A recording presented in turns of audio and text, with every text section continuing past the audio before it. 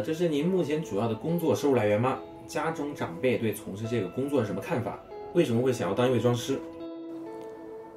我的所有的收入来源都是来源于这个圈子，做妆是最大的主要的收入来源。我刚开始做的时候，其实家里特别的支持我，就是我第一个缝纫机都是家里出钱给我买的，相当于家里是我干这个工作最大的一个坚强的后盾。家里人对做妆这件事一开始是不支持，但他们也不反对。对于他们来说，他们更愿意让我去找一份稳定的工作。一个是自己当时还是学生党呢，买不起寿妆，所以就自己跟着学着做了。寿妆现在确实是我们的主要的收入来源，毕竟是职业妆师嘛，一个月几套妆还是要有的。然后家里长辈的话，其实我们是年纪大了，家里长辈只要对于能养活自己的工作，他们都不会有太大意见。而且但是现在很多小孩子的话，还是先完成学业，之后毕业之后，如果想做妆师也可以，做其他工作也可以，这个都是无所谓的。但是基础的学历还是要有的。还有一个原因就是当时在学校发现词文老师跟我是同校的同学，当时呢算什么意外情况嘛，就是我的舍友突然冲上来告诉我，楼下天桥有个人在出毛，他说是不是你的寿妆？我说啊，我没有带过来啊。然后我就很巧合的就这样认识了，就发现我们学校也有一个一样做妆的妆师，所以遇到词文老师算是影响我成为妆师的一个主要因素。我就知道这个 Beyond 当时跟我同住一起，他肯定看到我妆他也想做妆。好了，不是，他自己本来也是学美术的嘛，所以他对于做寿妆这个东西算是也是有一定的美术基础吧。所以他说受到我一定的影响，肯定谬赞了。他自己本来做妆也就做，他在受我影响之前，他做的东西就已经很好看了。他可能是看到我比较规模化的做毛，让他对于他未来的就业有了一些新的思考。这是我目前主要工作的收入来源。我妈现在很支持我从事这个工作。我大概是在高3的时候第一次接触到了寿妆这个东西，那时候在网络上看到这种服装就觉得很戳我。高中毕业以后就开始自己试着跟贴吧或者官网上的教学去做毛。大学期间里我越做越多，然后找我接委托的小伙伴也越来越多了，加上我本专业的就业前景又不是很明朗，大概在我大3、大4的时候，我就决定以后专门做这个了。当时想开始做妆，其实是因为没有钱，当时想去约妆，然后把我最开始的那个册子发给了一个妆师，给我估了一下价，1万多，就想着要么自己尝试着去做一下，这样1万多就可以省下来了。因为我本业也是学美术的嘛，之前也做过一些手工活，然后就把这个工作给延续下来了。第一套寿妆发出去的时候，有一些妹子看到了啊，还挺喜欢，包括我身边的一些玩2次元的朋友，然后这个职业就慢慢的开始发展起来了。后来又招了助手，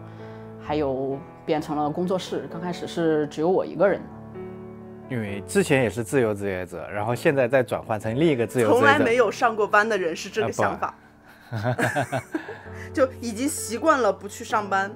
不朝9晚5，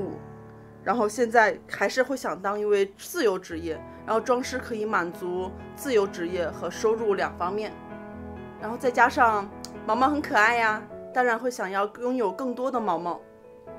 比如我旁边这位，他已经拥有了 N 套，他还要继续不断的给自己做崽子，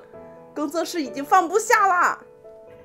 制作寿妆时，您遇到过最具挑战性的难题是什么？是如何解决的？最具挑战性的难题是我上个月做的一套毛里，它有一个外置的骨骼。一开始我准备用绒布制作这个东西，但是这样子的话，成品它就是固定在身体上的。不过客人希望我能够做成分体式的，于是我就纠结材料的使用。像白金那种全身不对称的花纹，因为要做这种，按理来说呢，要给全身打版的。我们一般做寿妆全那种身体都是按对称的花纹去做的，所以说一般只做一半打版的话。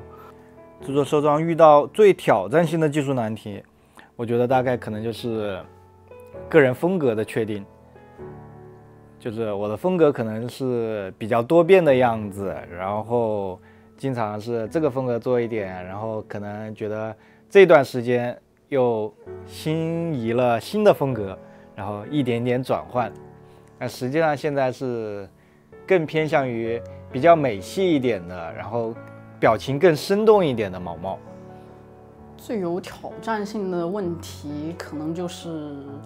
手跟不上脑子吧。当时是会想很多，有特点的设置啊，或者有特点的设计啊，我画不出来，也做不出来，没有办法把它实现，可能就是经验不够吧。做它这种比较难的设定呢，我一般会有一些地方可以去用来取巧的。比如说它的身体肚子这一块花纹，它就是对称的，但是它仅仅是腿不对称，那我只需要把腿的区域单独划分出来，打2次板，然后第2次反着画着花纹，就能保证2条腿的造型是对称的，同时又满足花纹不对称的一个要求。最开始我觉得用3D 建模出来的话，美观度肯定最好，但是打印出来的成品重量会非常重，而且完全不可变形，非常的个人。如果我还是选择用绒布制作的话呢，又太柔软了，形状是撑不起来的。然后我和我一些做道具的朋友们商量过后，选择使用 EVA 来做。先手搓一个白膜之后再打磨喷漆，这样子的话成品既不会特别软，也不会特别硬，而且整体的重量非常轻，挂载在身上也没有太大的负担。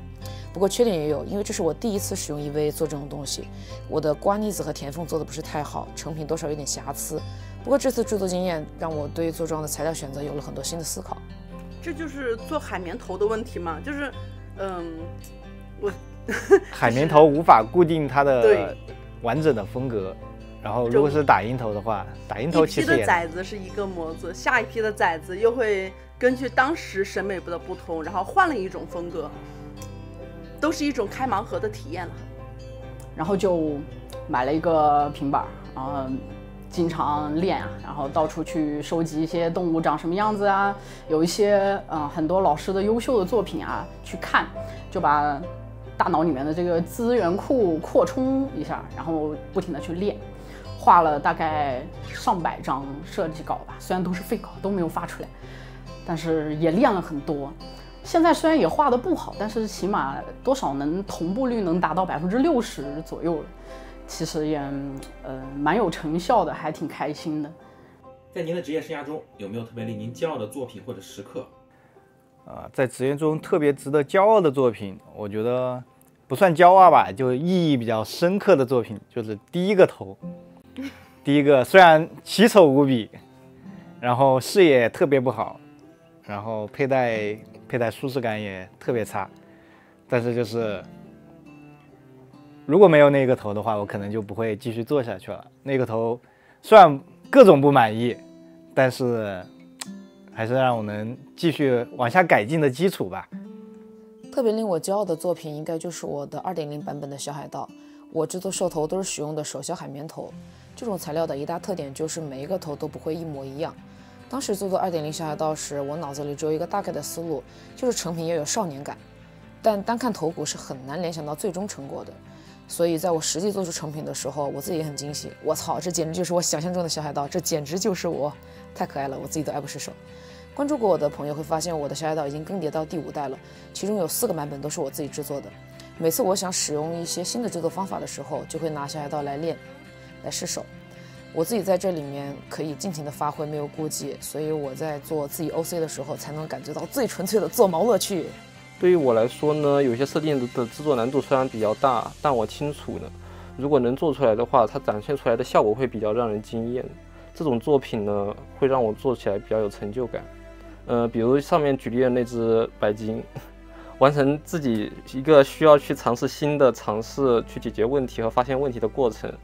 这种流程呢是有一个正反馈的，所以说我更愿意去做这种事。比较代表性，我特别可以拿得出手的是小狮子吧，就是小狮子那个系列，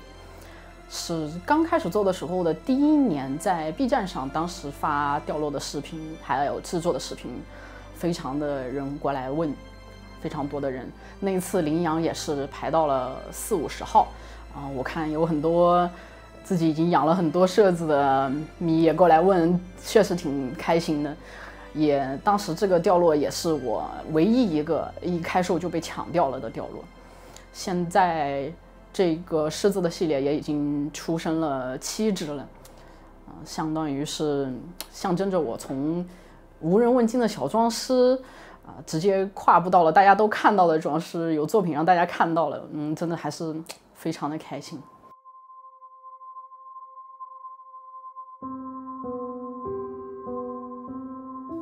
我认为未来的兽装制作会更加的工业化，会有越来越多的人提供各种造型的头骨和配件，出现越来越多专门用来做兽装的布料，以及一些打印好可以直接购买的眼睛啊，甚至手爪、脚爪、尾巴的版型也可以直接买别人做好的。3D 打印无疑是对这个行业最有影响的技术，它大大降低了兽装制作的门槛，并且能够确保成品不会太翻车。肉眼可见的大趋势就是 3D 打印的头骨结合绒布绷皮的制作工艺，这种做法能够快速制作出 Kick 系兽头，并且这类型的兽装吸引了很多对传统兽装无感的人入圈，将兽装或者说兽文化的概念带向了普罗大众。我对于越来越多人了解福瑞文化这件事是有乐观态度的，越多的普通人入圈，越能够淡化路人对兽圈曾经的刻板印象。对兽装未来的预测，我觉得兽装肯定会不断进化，比如说现在就出现了各种科技呀、狠活呀，但是始终离不开一个目的，就是要么可爱，要么帅气，都是扮演自己就是心目中想要的形象，然后能对行业产生什么重大的影响，我觉得它可能就是让兽装更多元化吧，耳朵可以动啊，然后眼睛能动啊，